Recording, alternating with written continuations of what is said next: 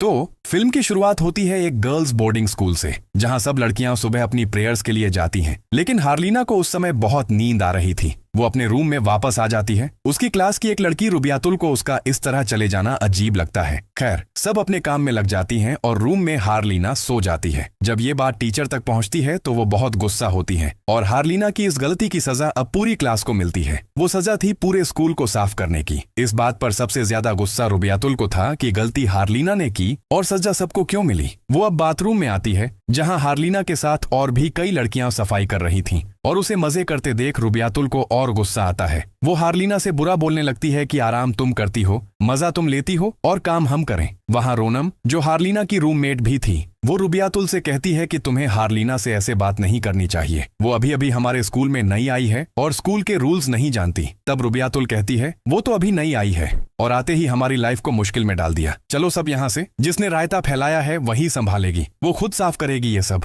यहाँ तक कि वो और कीचड़ भी डाल देती है ताकि हार्लिना को सफाई करने में और परेशानी हो। सबको साथ लेकर वो वहां से चली जाती है और बाकी सब लड़कियां भी हार्लिना को अकेला छोड़ देती हैं, रोनम के अलावा, जिसे हार्लिना पर तरस आ रहा था। हार्लिना रोनम से कहती है, कोई बात नहीं, अगर तुम भी जाना चाहो तो चली जाओ, मैं अकेले मैनेज कर लूंगी। लेकिन रोनम प्यार से सिर हिलाकर काम में लग जाती है और इस तरह उनकी दोस्ती और गहरी हो जाती है। हार्लिना अब उसे बताती है कि उसे बोर्डिंग स्कूल में रहना बहुत मुश्किल लग रहा है, क्योंकि पहले उसने ये काम कभी नहीं किए। वो अपनी मॉम डैड की इकलौती बेटी थी, जिसके मुंह से जो निकलता था वो पूरा कर दिया जाता था। वो अपनी मर्जी से जिंदगी जीती थी। इसी वजह से यहाँ के रूल्स के हिसाब से एडजस्ट होना उसके लिए बहुत मुश्किल हो रहा था। खैर, उनका काम खत्म हो जाता है और अगला दिन भी आ जाता है। आज सब बच्चों के पेरेंट्स उनसे मिलने आए थे। हार्लिना की मॉम भी आई। हार्लिना अपनी मॉम से कहती है, मॉम, मैं इस बोर्डिंग स्कूल में रहना नहीं चाहती। कोई मुझे यहाँ पसंद नहीं करता, यहाँ कोई मेरा ध्यान नहीं रखता और सबसे जरूरी बात, यहाँ की बेडशीट से भी बहुत बुरी स्मेल आती है। ये सुनकर हार्लिना की मॉम हंसने लगती है और कहती हैं, कल ही मैं तुम्हारे लिए नई बेडशीट्स लेकर आऊंगी और इतनी जल्दी तुम्हें यहाँ से जाने का फैसला नहीं लेना चाहिए। कम से कम एक सेमेस्टर तो यहाँ बिताओ, उसके बाद भी अगर तुम एडजस्ट नहीं कर पाई तो मैं तुम्हारे डैड से बात कर लूंगी। इन बातों के बीच हार्लिना नोटिस करती है कि रुबियातुल के पेरेंट्स उसे डांट रहे हैं।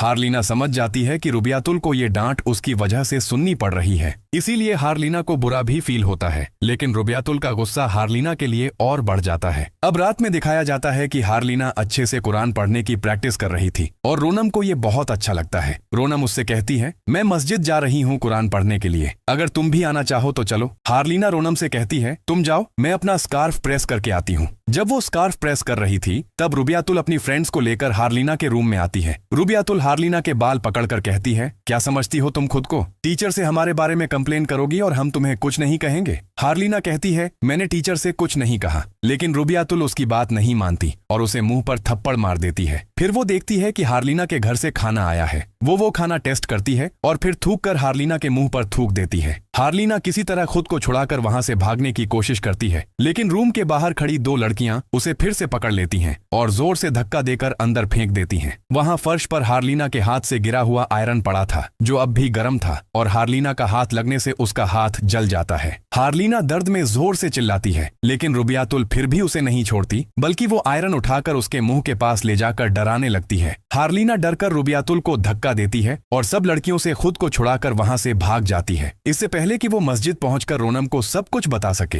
पीछे से वही लड़की आकर उसके मुंह पर हाथ रख देती है। यहाँ रोनम को भी ऐसा महसूस होता है जैसे हार्लिना ने उसे पुकारा हो, लेकिन पीछे देखकर जब वो किसी को नहीं देखती तो वो इसे अपनी गलती समझकर आगे बढ़ जाती है। अब रुबियातुल और उसकी सब साथी हार्लिना को वॉशरूम में ले जाती हैं। उसका वो हाथ जो अभी अभी जला था, वो उसे डिटर्जेंट के पानी में डाल देती है, जिससे हार्लिना की जलन और बढ़ जाती है। फिर वो उसके ऊपर ठंडा पानी डालती है और उसे बहुत मारती भी है। खुद को बचाने के लिए इस बार हार्लिना वहां से इतनी तेज भागती है कि स्कूल का गेट पार कर देती है। सामने रोड पर एक कार आ रही थी। हार्लिना ने उसे नोटिस नहीं किया और वो कार हार्लिना को हिट कर देती है। सीन कट होता है और अगले दिन सुबह हम हार्लिना के डैड को देखते हैं, जो अब हॉस्पिटल में पहुंचे हैं। हार्लिना की कंडीशन बहुत खराब थी। हार्लिना के डैड उसके शरीर पर मारपीट और जलने के निशान देखकर टीचर और प्रिंसिपल को बहुत डांटते हैं। वो कहते हैं, मैंने अपनी बेटी को बोर्डिंग स्कूल में अच्छा बनने के लिए भेजा था, टॉर्चर होने के लिए नहीं। कुछ देर बाद दिखाया जाता है कि हार्लिना के ईसीजी कंप्यूटर पर चलती लाइन एकदम फ्लैट हो जाती है। सीन कट होता है और हमें एक हफ्ते बाद का सीन दिखाया जाता है। बोर्डिंग स्कूल में सब लड़कियां धुले हुए कपड़े उतार रही होती हैं और जैसे ही रोनम बेडशीट उतारती है, पीछे हार्लिना को खड़ा देखा जाता है। उसे देखकर सब एकदम शॉक्ड रह जाती हैं। इस वक्त हार्लिना हार्लिना पहले जैसी नहीं लग रही थी। उसके चेहरे का रंग किसी मरे हुए इंसान जैसा था। हर कोई हार्लिना को देखकर डर जाता है, खासकर वो लड़कियां जिन्होंने उसके साथ ज्यादती की थी। उन्हें देखकर हार्लिना एक भयानक हंसी हंसती है और वहां रोनम जल्दी से जाकर हार्लिना को गले लगा लेती है। अब स्कूल में टीचर्स को दिखाया जाता है जो इस बारे में मीटिंग कर रहे थे कि हार्लिना तो वापस आ गई है। अब क्या उन्हें हार्लिना का केस इन्वेस्टिगेट करना चाहिए या नहीं। उनके स्कूल की प्रिंसिपल किसी दूसरे स्कूल में गई थी और कई दिनों तक यहाँ लौटना संभव नहीं था। तो यहाँ की कोऑर्डिनेटर अब टीचर्स से कहती हैं, मुझे नहीं लगता कि हार्लिना का केस इन्वेस्टिगेट करना चाहिए, क्योंकि इससे हमारे स्कूल की इमेज खराब होगी। ये बात छिपाकर रखना ही बेहतर है। वो कहती हैं कि हार्लिना को स्कूल की लड़कियों ने टॉर्चर किया था और हम उन्हें स्कूल में ही वार्न कर देंगे। जो भी हो, रात हो जाती है और हमें दिखाया जाता है कि रुबियातुल और उसकी एक फ्रेंड की रात में पूरे स्कूल को देखने की ड्यूटी थी। अब रुबियातुल और वो लड़की पूरा स्कूल चेक कर रही थी, लेकिन इससे उन्हें बहुत ज्यादा टाइम लग रहा था। इसलिए रुबियातुल अपनी साथी से कहती है कि हम दोनों अलग अलग होकर पूरा स्कूल चेकिंग करेंगे। ये कहकर वो वॉशरूम्स चेक करने के लिए चली जाती है और इसी बीच उसके सामने वाले कॉरिडोर से अजीब आवाज आती है। वहां उसकी साथी ही थी। वो जैसे ही अपनी साथी के पास जाकर उसके कंधे पर टच करती है, अचानक कोई भूत की तरह वो लड़की उसकी तरफ मुड़कर देखती है। उस लड़की की आंखें और चेहरा पूरी तरह काले हो गए थे,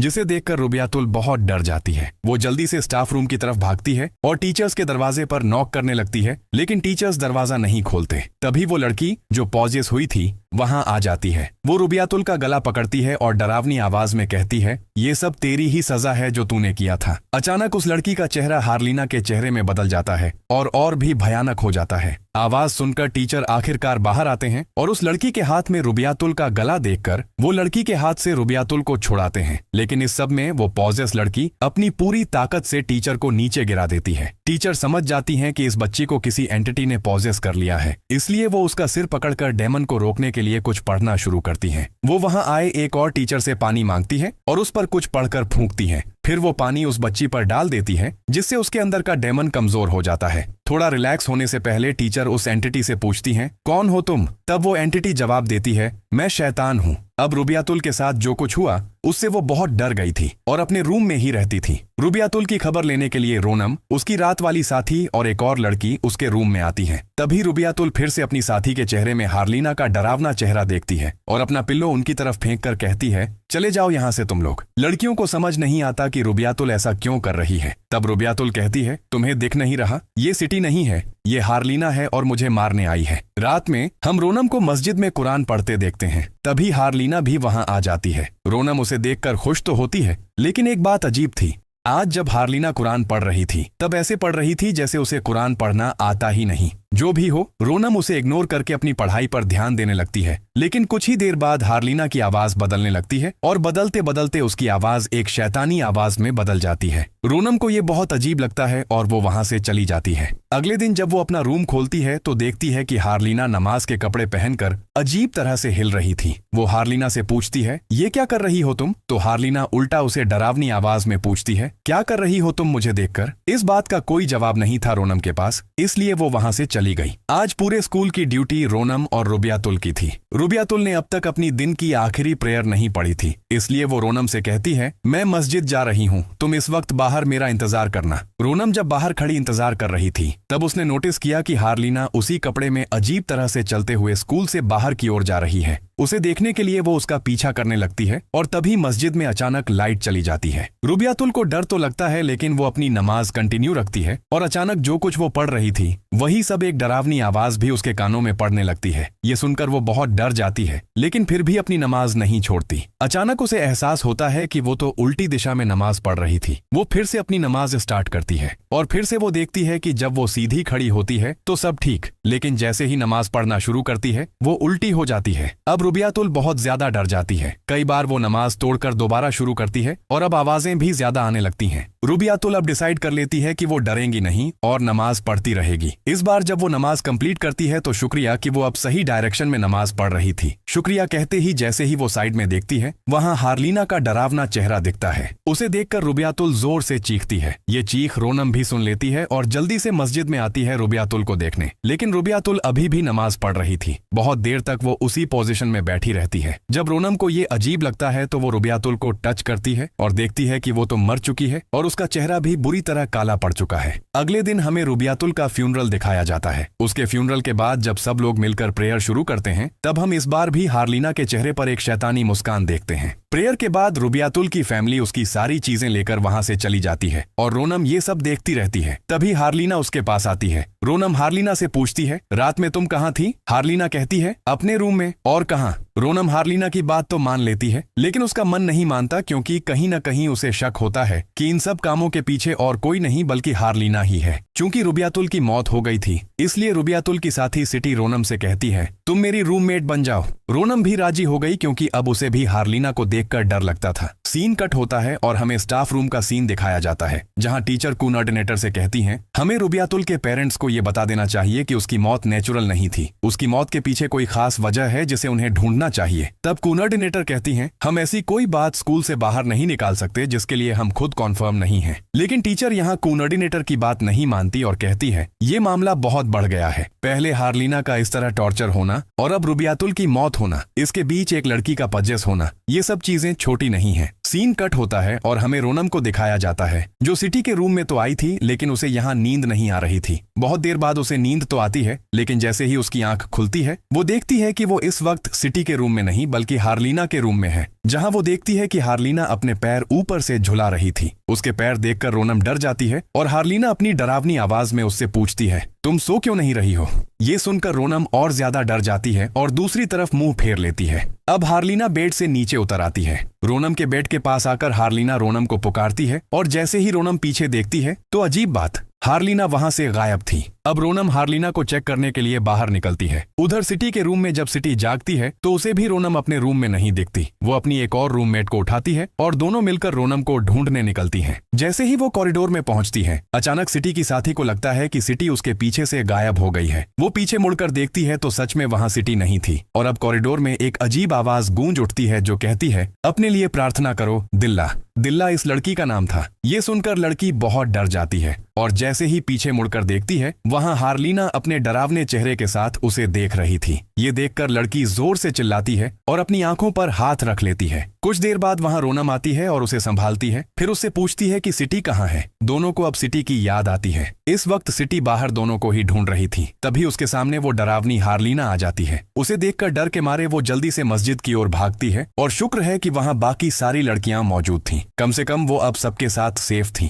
लेकिन एक अजीब बात उसने नोटिस की, सारी लड़कियां बहुत तेजी से प्रेयर पढ़ रही थीं और जल्दी जल्दी प्रेयर खत्म करके सब लड़कियां अचानक डरावने अंदाज में सिटी को देखने लगती हैं। ये देखकर सिटी डर जाती है और तभी एक कपड़ा उड़कर उसके चेहरे पर गिरता है। डर के मारे सिटी जोर जोर से चिल्लाने लगती है और उसकी आवाज सुनकर रोनम वहां पहुंचती है और उसके चेहरे से वो कपड़ा हटाती है। ये सब देखकर दिल्ला तुरंत टीचर को बुलाने के लिए भागती है। वो जोर जोर से नॉक करती है और अचानक दरवाजा अपने आप खुल जाता है। वह अब टीचर को जगाना चाहती थी, लेकिन टीचर नहीं उठती और अचानक उसे पीछे किसी के होने का एहसास होता है। वह पीछे मुड़कर देखती है तो वहां वही भूत बन चुकी हार्लिना खड़ी थी, जिसे देखकर वह डर जाती है और जब वह फिर बेड की तरफ देखती है तो वहां अब टीचर भी नहीं थी और यहाँ का दरवाजा भी बंद हो चुका था। वह फिर पीछे मुड़ती है। उसे हार्लिना की डरावनी आवाज और धमकी सुनाई देती है। वह डर के मारे दीवार से सटने ही वाली थी कि अचानक पीछे से हार्लिना ने उसका गला दबा दिया। उसकी चीख सुनकर टीचर्स भी उठकर आ जाती हैं। टीचर्स जल्दी से उस दूसरे टीचर के रूम में जाती हैं जहां से चीख सुनाई दे रही थी। दरवाजा खोलने पर वे वहां किसी को नहीं पाती। जब वे मस्जिद की ओर जाती हैं तो देखती हैं कि ये चीखें अब बाकी लड़कियों की थीं, क्योंकि वह बच्ची अब मर चुकी थी और उसका पूरा चेहरा पूरी तरह ग्रे हो चुका था।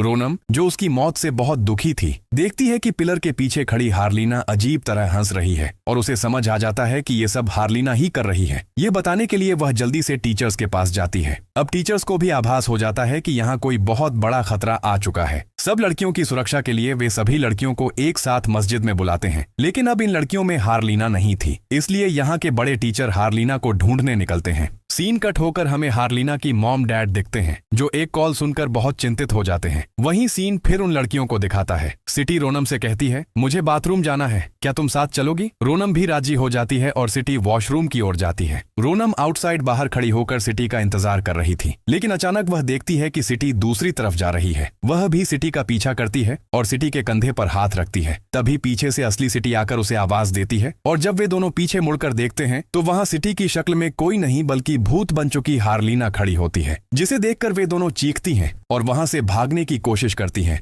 पर हार्लिना उनकी कोशिशें नाकाम कर देती है। उनकी चीख सुनकर टीचर्स भी वहां आ जाती हैं और आखिरकार वे हार्लिना को पकड़ लेते हैं। वे हार्लिना के बाल पकड़कर उस पर कुछ प्रेयर्स पढ़ना शुरू करते हैं और उन्हें पता चलता है कि इस वक्त हार्लिना के बॉडी के अंदर असल में हार्लिना की सोल नहीं थी, बल्कि एक डेमन था, जिसे वे हार्लिना की बॉडी से बाहर जाने को कहते हैं। इतने में हार्लिना के मॉम डैड भी वहां पहुंच जाते हैं और हार्लिना की मॉम हार्लिना को यहां से ले जाने की जिद करने लगती है। और यहीं से सीन कट होकर हमें फ्लैशबैक में दिखाया जाता है कि जब हार्लिना का एक्सीडेंट हुआ था, तब वह एक्सीडेंट असल में हार्लिना की मॉम की गाड़ी की वजह से हुआ था। जब हार्लिना की मॉम बेडशीट्स देने के लिए आ रही थी, पर हार्लिना की मॉम बाहर निकलकर देखती हैं तो उन्हें लगता है कि वहां कोई लकड़ी पड़ी है, जिसे वह एक तरफ कर देती हैं और अपना सफर जारी रखती हैं।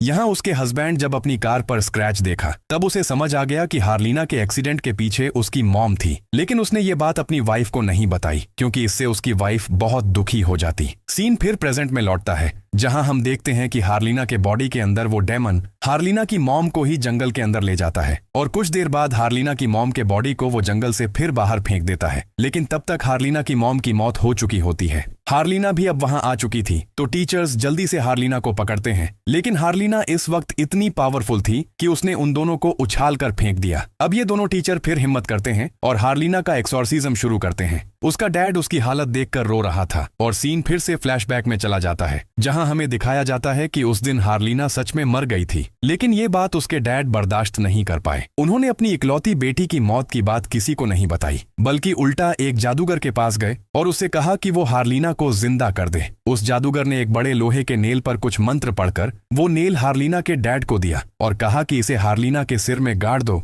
और इसे तब तक बाहर मत निकालना जब तक हार्लिना का बदला पूरा ना हो जाए। उसकी बात मानकर हार्लिना के डैड ने वैसा ही किया। ये सब करने के बाद हार्लिना के डैड ने हार्लिना की मॉम से भी कहा कि अब हार्लिना की हालत बेहतर हो रही है, इसलिए मैंने उसे फिर से बोर्डिंग स्कूल भेज दिया है। बोर्डिंग स्कूल भेजने के बाद की पूरी कहानी तो हम देख ही चुके हैं। सीन फिर से प्रेजेंट में लौटता है, जहां अब हार्लिना के डैड ही जाकर हार्लिना के सिर से वो नेल बाहर निकाल देते हैं। जैसे ही वो नेल बाहर निकाला जाता है, वहां का सारा तांडव रुक जाता है और हमें हार्लिना का फ्यूनरल दिखाया जाता है। बोर्डिंग स्कूल की सारी लड़कियों को उनके घर भेज दिया जाता है और आखिर में हम रोनम को देखते हैं, जो हार्लिना की ग्रेव के पास आई थी। मूवी के पोस्ट क्रेडिट सीन में हमें हार्लिना के डैड को घर में अकेला दिखाया जाता है। तभी वही जादूगर उनके घर नॉक करता है और उनसे कहता है, मैंने कहा था जब तक हार्लिना का बदला पूरा ना हो वो नेल मत निकालना। इसका साफ मतलब था कि अब कुछ बुरा जरूर हार्लिना के डैड के साथ होने वाला था। और बस ये सब दिखाते दिखाते ये कहानी यहाँ खत्म हो जाती है।